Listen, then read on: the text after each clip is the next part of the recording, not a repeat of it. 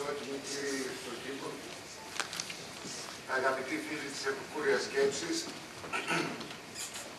σε χαλεπούς καιρούς όπως η σημερινή, όπου οι αριθμοί, η έξωθεν καλή μαρτυρία και η ποσότητα έχουν επισκιάσει την ποιότητα της ζωής, καλούμαστε σε αυτό το συμπόσιο να εμβαθύνουμε, να εντρυφήσουμε στην επικούρεια σκέψη που δεν είναι τίποτε άλλο από την ευδαιμονία, δηλαδή την ποιότητα ζωής. Χαίρομαι πάρα πολύ που βρίσκομαι ανάμεσά σας και που μου δίνετε η δυνατότητα να ανταλλάξω μαζί σας ορισμένες σκέψεις τόσο για τον Κωνσταντίνο Πέτρο Καβάφη ως επικούριου ποιητή, όσο και για τη δική μου προσέγγιση του ποιητή σαν μουσικός δημιουργός. Ο Καβάφης αποτελεί φαινόμενο της παγκόσμιας λογοτεχνίας του 20ου αιώνα για πλήστους όσους λόγους. Και ειδού μερικοί. Ανατρεπτικός για την εποχή του και ταυτόχρονα καινοτόμος. Απελευθερώνει τον ποιητικό λόγο από τα δεσμά του μέτρου και της ομοιοκαταληξίας και πρώτος χρησιμοποιεί τον πεζό λόγο της καθημερινής για να προσεγγίσει ευκολότερα τον αναγνώστη. Για τον ίδιο λόγο χρησιμοποιεί κατά κόρον τον ιστορικό συμβολισμό που δανείζεται από την ιμπρεσιονιστική εποχή της Γαλλίας. Έτσι κατορθώνει να δώσει στον ποιητικό λόγο τον χαρακτήρα του αυθόρμητου, μολονότι είναι άκρος επιτηδευμένος. Χαρακτηριστικά ο ίδιος έλεγε ότι συνθέτει ποίηματα. Επιπλέον είναι νεοκλασικιστής, δηλαδή με υψηλή αισθητική αλλά και μέτρο, είναι λιτός απέριτος. Η θεματολογία του είναι οικουμενική πανανθρώπινη. Αφορά όμως το γήινο άνθρωπο μέχρι τον θάνατο. Δεν ασχολείται με το επέκεινα και με το υπερφυσικό. Έχει πολυεπίπεδη αισθητική, είναι κρυπτικό σε πολλά ποίηματα και για τούτο και ανεξάντλητος στον αναγνώστη.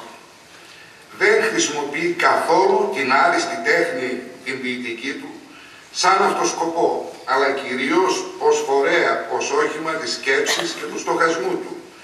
Είναι λοιπόν ανθρωποκεντρικός. Δεν είναι δογματικός.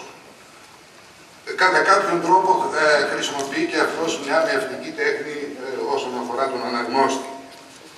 Το 1811 με την Ιθάκη αποτελεί σταθμό και όριο στην καβαφική δημιουργία, χωρίζοντάς την στην πρώιμη παρακμιακή φάση της και στην ύστερη στοική. Ο Καβάφης ως επικούριος ποιητής θέλει να μας βοηθήσει να προσεγγίσουμε την ευδαιμονία με ήθος, αξιοπρέπεια, συνέπεια, αλληλεγγύη.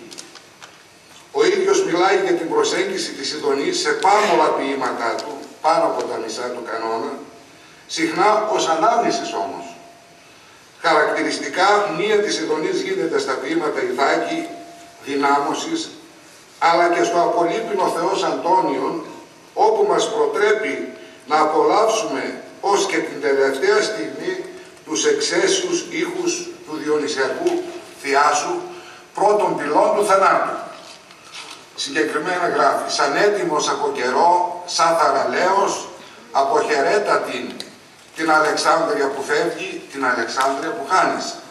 Δηλαδή, αντιμετώπισε ακόμα και του ίδιου του θανάτου σχεδόν με αταραξία ψυχής. Ο μουσικός στεναγμός του ποιητή. Για μένα το καβαφικό οικοδόμημα αποτελεί ένα περίτεχνο αρχαϊκό ναό που στηρίζεται κυρίως σε 4 πυλώνες, σε 4 στήλες. Μπροστά η μία του επικούριου ανθρώπου και η άλλη του πλατωνικού ανθρώπου των ιδεών. Πίσω η στήλη του ελληνικού πολιτισμού, του μέτρου και του φωτός από την ελληνιστική περίοδο και μέχρι το Βυζάντιο και η άλλη η στήλη της ελληνικής παροικίας της Αλεξάνδρειας της εποχής του Καβάφη. Μέσα, στο κέντρο του ναού, κατασκηνεί ο δομός της καβαφικής δημιουργίας, από όπου αναδύεται μια γλυκόπικρη ατμόσφαιρα, η καβαφική ατμόσφαιρα, σαν προϊόν όσμωσης του αρχαίου ελληνικού πνεύματος με το αγγλοσαξονικό φλέγμα.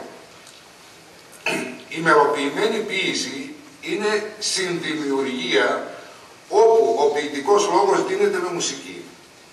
Όσο πιο κοντά βρίσκονται αυτές οι δύο τέχνες, τόσο περισσότερο μεγαλώνει, ίσως πολλαπλασιάζεται η επιρροή της πίεσης στο νου και στον ψυχισμό του ανθρώπου, και όχι βέβαια μόνο των ειδικών. Για να είναι επιτυχής αυτή η σύζευξη, θα πρέπει η μουσική να διεισδύει και να ενσωματώνεται με την ποίηση.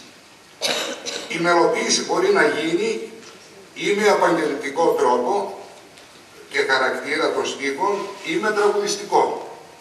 Εγώ προσπάθησα να τραγουδήσω τον Καβάφη, γράφοντας σε νέες μελωδίες, συχνά χρησιμοποιώντας και αρχαίους τρόπους.